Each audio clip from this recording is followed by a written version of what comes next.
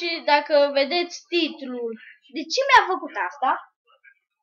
Este că Angel, să stau un pic mai încet, poate vă deranjează. Angel, astăzi nu mi-a făcut nimic. Am vrut să bag în insectar un frumos fluturaj roșu cu mov și cu alb. El a călcat și mi-a luat papucii, l-a ținut la el și m-a împins cu pennyboard-ul în jos. Eu cum să frânez, că asta pe fund. De pennyboard pe fund. Am mers cu viteză, uitați, așa mi s-a întâmplat. Dacă vedeți aici îmi este negru și mi s-a și dus un pic. Ciorapia este gaură aici. Vedeți? Și nu e asta tot. Uitați mâinile.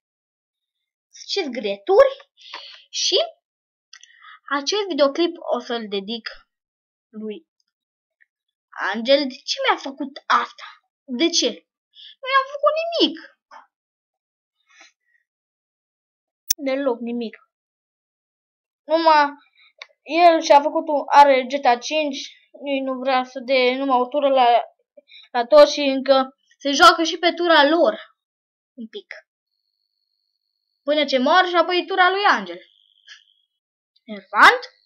Dislike la Angel Vlogs. Și abonați-vă. Nu apăsați butonul de like la el sau butonul de abonare. E și plictisitor și rău. Și cam atât a fost episodul de astăzi. Dați like, subscribe dacă v-a plăcut. Și ne vedem data viitoare. Numai să comentați despre cum vă place ce v-am arătat de Angel și ce v-a spus.